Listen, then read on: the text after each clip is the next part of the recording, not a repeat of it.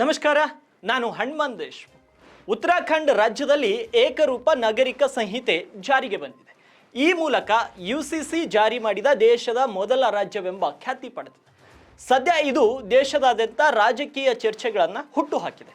ಯಾಕೆಂದರೆ ಹಲವರು ಇದನ್ನು ವಿರೋಧಿಸುತ್ತಿದ್ದಾರೆ, ಹಲವರು ಇದರ ಅನುಷ್ಠಾನದ ಲಾಭಗಳನ್ನು ತಿಳಿಸ್ತಾ ಇದ್ದಾರೆ. ಆದರೆ ಇವತ್ತಿನ ಈ ವಿಡಿಯೋದಲ್ಲಿ ನಾವು ಇದರ ಲಾಭಗಳು ಏನು, ವಿರೋಧ ಪಕ್ಷ ಇದಕ್ಕೆ ವಿರೋಧ ಮಾಡುತ್ತಿರುವುದು ಯಾಕೆ ಅನ್ನೋದನ್ನು ತಿಳಿದುಕೊಳ್ಳೋಣ.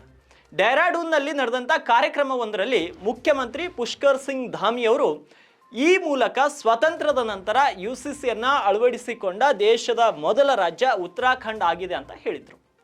ಡಿಜಿಟಲ್ ಕ್ರಮಗಳು, ಆನ್ಲೈನ್ ಮಾಧ್ಯಮದ ಮೂಲಕ ನೋಂದಣಿ, ಮನವಿ ಮತ್ತು ಇತರ ಸೇವೆಗಳನ್ನು ಜನರಿಗೆ ಅನುಕೂಲಕರವಾಗಿಸುತ್ತವೆ. ಹಾಗೂ ಈ ಕಾನೂನು ಎಲ್ಲ ನಾಗರಿಕರಿಗೆ ಸಮಾನ ಹಕ್ಕುಗಳನ್ನು ಮತ್ತು ಜವಾಬ್ದಾರಿಗಳನ್ನು ಖಾತ್ರಿಪಡಿಸುವ ಮೂಲಕ ಸಮಾಜದಲ್ಲಿ ಏಕರೂಪತೆಯನ್ನು ತರುತ್ತದೆ ಅಂತ ಅವರು ಹೇಳಿದರು. ಹಾಗಾದರೆ ಏಕರೂಪ ನಾಗರಿಕ ಸಂಹಿತೆ ಅಂದರೆ ಏನು ಅಂತ ಮೊದಲಿಗೆ ನಾವು ತಿಳಿಯೋಣ. ಮೊದಲಿಗೆ ಏಕರೂಪ ನಾಗರಿಕ ಸಂಹಿತೆ ಎನ್ನುವುದು ಎಲ್ಲ ಧರ್ಮಗಳನ್ನು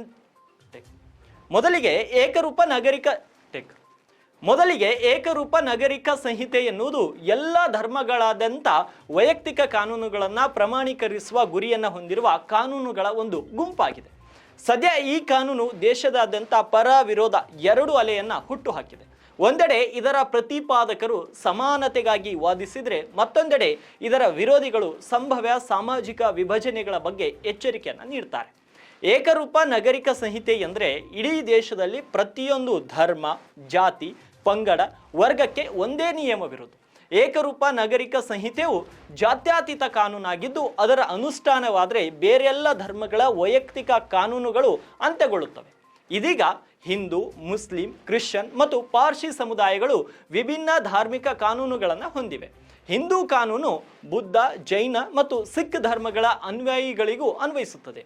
ವಿಲ್ ಮತ್ತು ಮದುವೆ ಅಂತಹ ವಿಷಯಗಳಲ್ಲಿ ಈ ಕಾನೂನನ್ನು ಪಾಲಿಸಬೇಕು. ಬೇರೆ ರೀತಿಯಲ್ಲಿ ಹೇಳೋದಾದರೆ ಏಕರೂಪ ನಾಗರಿಕ ಸಂಹಿತೆ ಅಂದರೆ ಇಡೀ ದೇಶಕ್ಕೆ ಏಕರೂಪದ ಕಾನೂನಿನ ಜೊತೆಗೆ ಮದುವೆ, ವಿಚ್ಛೇದನ, ಉತ್ತರಾಧಿಕಾರಿ ಮತ್ತು ದತ್ತು ಸ್ವೀಕಾರದ ನಿಯಮಗಳು ಎಲ್ಲ ಧಾರ್ಮಿಕ ಸಮುದಾಯಗಳಿಗೆ ಒಂದೇ ಆಗಿರುತ್ತದೆ.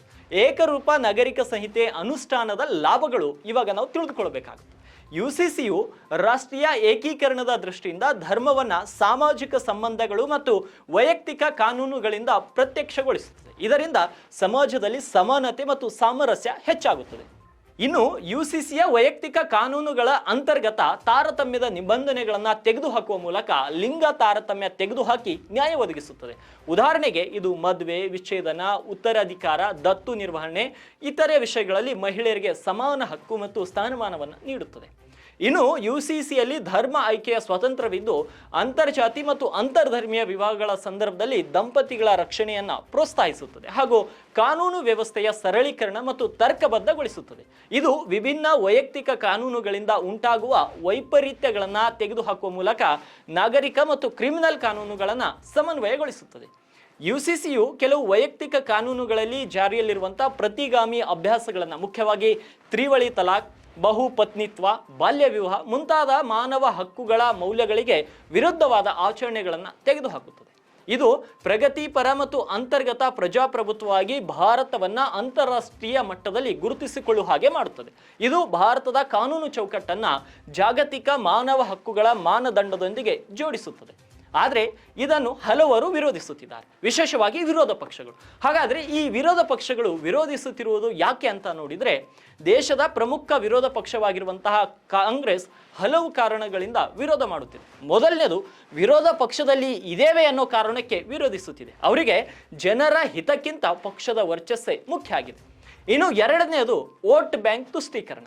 ಈ ಕಾನೂನಿನಿಂದ ಬಹುಪತ್ನಿತ್ವಕ್ಕೆ ಬ್ರೇಕ್ ಬೀಳಲಿದೆ. ಇದು ನೇರವಾಗಿ ಮುಸ್ಲಿಂ ಸಮಾಜದ ಮೇಲೆ ಪ್ರಭಾವ ಬೀರಲಿದ್ದು, ಅವರ ತುಷ್ಟೀಕರಣಕ್ಕೆ ಕಾಂಗ್ರೆಸ್ ವಿರೋಧಿಸುತ್ತಿದೆ. ಯಾಕೆಂದರೆ ಈ ಕಾನೂನು ಜಾರಿಯಿಂದ ಮುಸ್ಲಿಂ ಪರ್ಸನಲ್ ಲಾ ಮೂಲೆ ಗುಂಪಾಗುತ್ತೆ, ಆಮೇಲೆ ಏಕರೂಪ ನಾಗರಿಕ ಸಂಹಿತೆ ಜಾರಿಯಾಗುತ್ತೆ. ಇದರಿಂದ ಮುಸ್ಲಿಂ ಸಮುದಾಯದ ತುಷ್ಟೀಕರಣಕ್ಕಾಗಿ ಇದನ್ನು ವಿರೋಧಿಸಲಾಗುತ್ತಿದೆ. ಇನ್ನು ಮೂರನೇದು, ಮುಂಬರುವಂತಹ ಚುನಾವಣೆಯಲ್ಲಿ ಯುಸಿಸಿ ಅನುಷ್ಠಾನದ ಕ್ರೆಡಿಟ್ ಅನ್ನು ಬಿಜೆಪಿ ತೆಗೆದುಕೊಳ್ಳುವುದನ್ನು ಕಾಂಗ್ರೆಸ್ ಮತ್ತು ಇತರ ವಿರೋಧ ಪಕ್ಷಗಳು ಇಷ್ಟಪಡುವುದಿಲ್ಲ. ಹಾಗಾಗಿ ಈ ಮೂರು ಕಾರಣಗಳಿಂದ ವಿರೋಧ ಪಕ್ಷಗಳು ವಿರೋಧಿಸುತ್ತಿವೆ.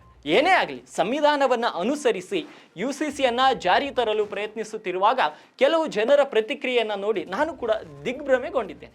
ರಾಜಕೀಯ ಹಿತಾಸಕ್ತಿಯು ರಾಷ್ಟ್ರ ಮತ್ತು ರಾಷ್ಟ್ರೀಯತೆಯ ಮೇಲೆ ಯಾವತ್ತೂ ಕೂಡ ಪರಿಣಾಮ ಬೀರಲು ಸಾಧ್ಯವಿಲ್ಲ.